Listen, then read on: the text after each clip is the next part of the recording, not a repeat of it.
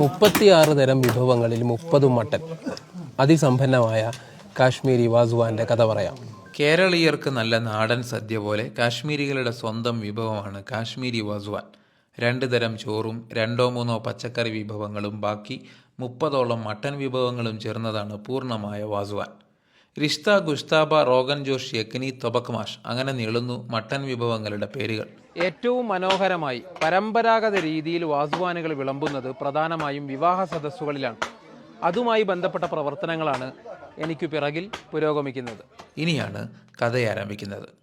കുപ്വാരയിൽ എൻ്റെ ഒരു സുഹൃത്തിൻ്റെ വീട്ടിൽ വിവാഹത്തിൽ പങ്കെടുക്കാനെത്തിയതാണ് ഞാൻ. വരവേൽക്കുന്നത് വളരെ വ്യത്യസ്തമായ ചില കാഴ്ചകളാണ്. വാസുവാൻ പാചകം ചെയ്യുന്നതിനായി വിവാഹത്തലേന്ന് അതിരാവിലെ തന്നെ കലവറ സജീവമാകും. മട്ടൻ മാംസം അടിച്ചു പരത്തി ഉരുളകളാക്കി വേവിച്ചെടുക്കുന്നതാണ് റിഷ്ത, ഗുഷ്താബ എന്നീ 2 വിഭവങ്ങൾ. ഏറെ നേരമെടുത്താണ് മാംസം ഇതിനായി പരുവപ്പെടുത്തിയെടുക്കുന്നത്. ആദ്യത്തെയാൾ മാംസം ചെറു കഷ്ണങ്ങളാക്കുന്നു. അടുത്തയാൾ ചെറിയ രീതിയിൽ അടിച്ചു പരത്തി മൂന്നാമന് കൈമാറുന്നു. മൂന്നാമൻ്റെ ഉഴവും കഴിഞ്ഞ് പിന്നീട് മാംസത്തിലെ പാടകളെല്ലാം കളഞ്ഞ് ആവശ്യമായ മസാലകൾ ചേർത്ത് പൂർണ്ണ തോതിലാക്കിയെടുക്കുന്നത് 4-മനാണ്. 5-മൻ നിശ്ചിത വലിപ്പത്തിൽ അത് ഉരുളകളാക്കിയെടുക്കുന്നു. ഒരേ താളം, ഒരേ ലക്ഷ്യം. ഏറെ നിർവികാരനായി ഇദ്ദേഹം ഈ കൊത്തി എടുക്കുന്നത് മട്ടൻ കബാബിന് വേണ്ടിയാണ്. ഇടയ്ക്ക് മുളക് പൊടിയും ചേർക്കുന്നുണ്ട്. അടുപ്പുകൾ തയ്യാറാക്കുന്നതിന് കല്ലുകൾ ആവശ്യമില്ലെന്നതാണ് മറ്റൊരു കൗതുകം. നിശ്ചിത ക്രമത്തിൽ മരങ്ങൾ അടുക്കി വെച്ച് കത്തിക്കുന്നു. അതിന് മുകളിൽ നേരെ പാത്രങ്ങൾ വെക്കുന്നു. ചുരുങ്ങിയ സ്ഥലത്ത് വളരെ കുറഞ്ഞ അളവിൽ മാത്രം വിറകുകൾ മതി എന്നതാണ് ഈ രീതിയുടെ ഒരു ഗുണം. ആഹാ, ഈ കാഴ്ചകൾ എനിക്കിത് ആദ്യമാണ്.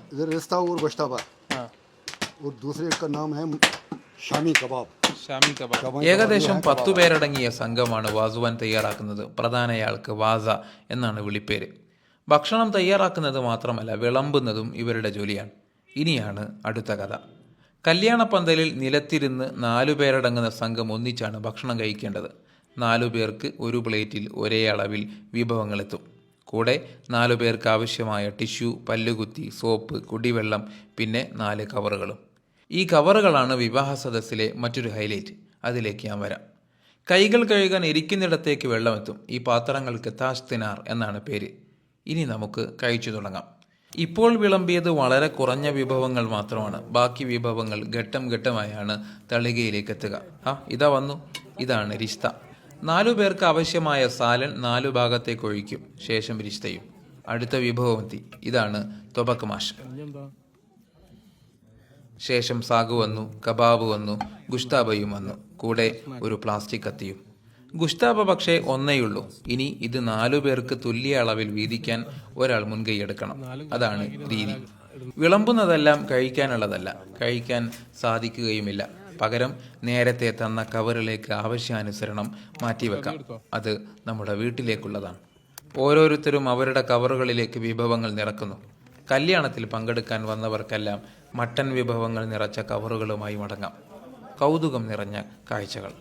ഭക്ഷണശേഷം കൈകൾ കഴുകാൻ ഇരിക്കുന്നിടത്തേക്ക് തന്നെ വീണ്ടും താഷ്തിനാറത്തും. എന്തുമാത്രം വ്യത്യസ്തതകളാണ് നമ്മുടെ ഈ രാജ്യത്തുള്ളത് എന്നാണ് ഈ കാഴ്ചകൾ ഇങ്ങനെ കണ്ടു നിൽക്കുമ്പോൾ ഞാൻ ആലോചിച്ചത്. ആഹാ, ഗംഭീരം. ഇതിലെ സാർ, ഒരുപാട് കാലത്ത് ആഗ്രഹമായിരുന്നു ഒരു കശ്മീരി കല്യാണത്തിന് പങ്കെടുക്കണമെന്ന്. അത് ഏതായാലും സാധിച്ചു. സംഗതി എങ്ങനെ ഉണ്ടായിരുന്നു? സംഗതി മനസ്സും നിറഞ്ഞ്, വയറും നിറഞ്ഞ്, കവറും നിറഞ്ഞ്. എത്ര മനോഹരമായ ആചാരങ്ങൾ. വീണ്ടും കാണാം.